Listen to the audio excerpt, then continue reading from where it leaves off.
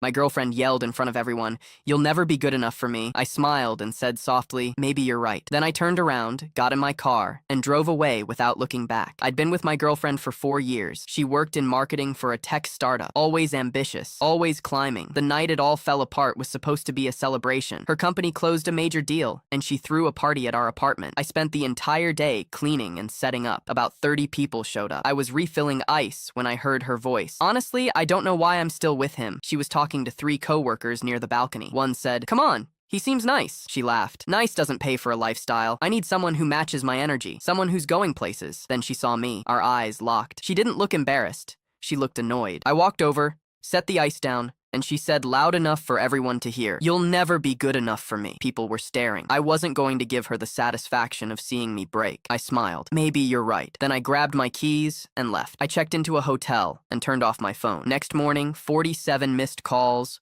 over 100 texts. I ignored all except one from her friend Natalie. "I think you should know something." Not ready to talk. "Just text me." "You know what she said after you left?" She said, "Good. Now I don't have to break up with him before the trip to Monaco. Brandon's going to be so much easier to deal with." Brandon, her boss. The guy she'd been working late nights with for 6 months. I logged into our shared cloud account, found a folder titled Work Trips. Her and Brandon in Miami, New York, expensive hotel rooms, champagne glasses on nightstands, his arm around her waist. Timestamps went back 9 months. 3 days later, I went back to the apartment. She was on the couch with red eyes. "Where have you been?" "I've been worried sick. You told 30 people I wasn't good enough. What did you want me to say?" "I was drunk." "I didn't mean it." "Does Brandon give you more than comfortable?" Her eyes went wide. "Who told you?" I held up my phone, showing her and Brandon in bathrobes in the same hotel room. "Get out. This is my apartment too. I've covered 70% of the rent for 2 years. Pack a bag and leave. And if you fight me, I'm sending these to HR. They have a strict no fraternization clause between supervisors and subordinates. You wouldn't. Try me." She left that night. I changed the locks the next morning. 2 days later, Natalie called. "She's telling everyone you were abusive, that you controlled her money." She posted on Instagram about escaping a toxic relationship. 3 days later, she posted publicly about narcissistic abuse.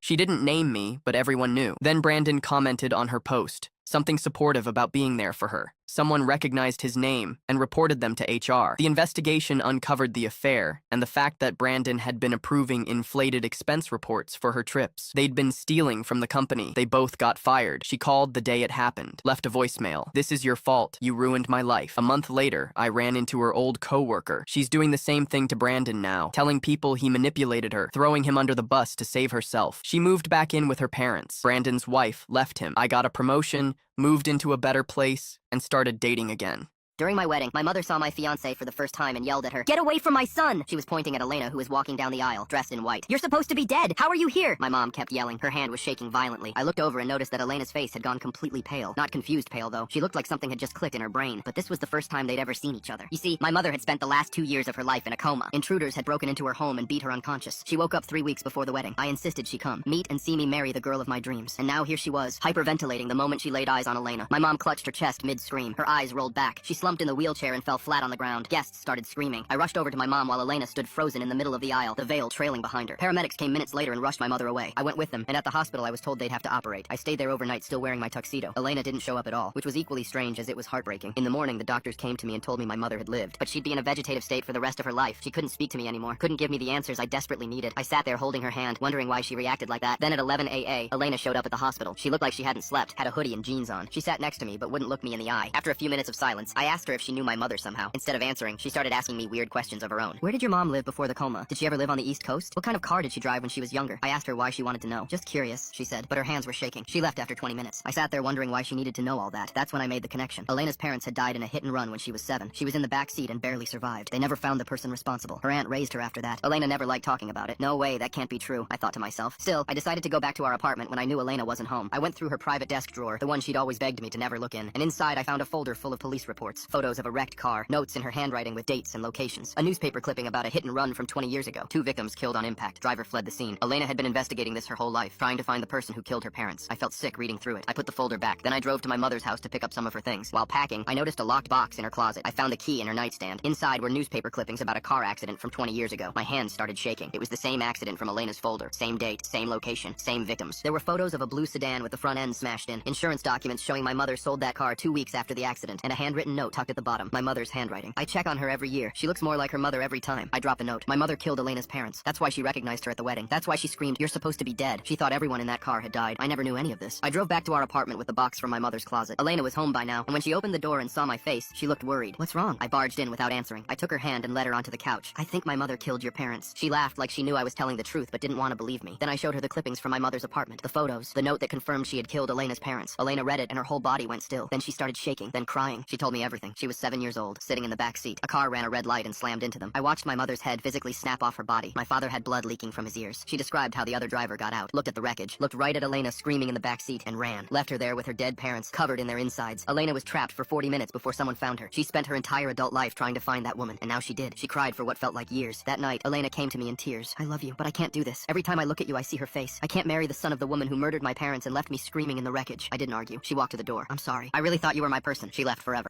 My girlfriend said, "I can marry up." I replied, "Then go, marry up." The first time I met Chloe's family, I should have known. Her mother Brenda looked at my Toyota Camry in their circular driveway like it was a stray animal. Her father Robert shook my hand while scanning me for net worth. But I loved Chloe, and for 2 years, I told myself their disdain was worth it. At dinner one night, Brenda asked about my project management job like it was in air quotes. David, Sarah's last boyfriend, was in private equity. They're in Monaco this week. Chloe's brother Kevin smirked. Got to respect a guy who knows his ceiling. I looked at Chloe, waiting for her to defend me. She just took a sip of wine. A month later, we found a perfect craftsman house. "We can put the Christmas tree right there," Chloe said, giddy. "Imagine a swing set out back someday." I poured every dollar of my savings into that house. The down payment cleaned me out completely. The night before closing, I was packing boxes when Chloe said, "We can't buy the house." "What? Did the financing fall through?" "It's us," she said, voice rehearsed. "My family's right. I need to think about my future. A real future." "Chloe, what is this?" "I met someone. Jason. He's a partner at a law firm. He has prospects." She looked at me, dismissive. "This thing with us, it's just settling." I stared at the box at my feet. The future I'd worked for, paid for. "You're telling me this now? The day before we close? You let me drain my savings knowing you were done?" She shrugged. "It's just a house, Alex. It's not my fault you can't provide the kind of life I deserve. My family says I can marry up, and I'm going to marry up." I looked at her, placed the tape dispenser gently on the box. "Then go marry up, Chloe. I hope he's worth it." I picked up my keys and walked out. Next morning, I sat outside the title company. I could still run, take the financial hit, but backing out felt like letting them win. Inside, the realtor asked, "Where's Chloe?" "She's not coming." "Just you?" "Just me." I signed line after line. When she handed me the keys, "The house is mine." First night, I lay in a sleeping bag on bare bedroom floor. Every creak was Chloe's ghost. Then I went to the hardware store and found a paint chip called Midnight Ocean, deep, bold blue. Chloe would have hated it. I bought a gallon. As the roller swept that color over sterile white, something unlocked. It was defiance. I started a garden, turning hard soil until my hands were raw. I was planting my flag. 2 months in, Kevin texted, "Heard you bought the house. Bold move." "I'm doing well, Kevin. The house is great." I blocked his number immediately. Then Brenda called. "We need you to talk to Chloe. This Jason, he ended things. Said he wasn't ready for commitment. She's devastated. After everything you two had, you need to be the bigger person." I stopped sanding the porch. "Brenda, being the bigger person is just a phrase people like you use when you want someone you've mistreated to clean up your mess. I'm not interested." I ended the call. Texts started from unknown numbers. "I'm so sorry. I was wrong. Delete." "I drove by the house. The garden is beautiful." Block. "Please, can we just talk?" Block. Months later, I met Maria, a geologist who loved my bold blue wall and had no time for drama. One Saturday, I was planting an oak tree in the front yard, the legacy tree Chloe and I had always talked about. Maria was on the porch swing reading. A car stopped. Chloe stood there, looking diminished. Expensive clothes hanging loose, face pale, eyes haunted. They scanned the vibrant porch, thriving garden. Maria, me, kneeling in earth. "Alex," voice fragile, "you planted the oak tree. We always talked about that." I stood, brushing dirt from my knees. "You shouldn't be here." "I had to. I'm so sorry.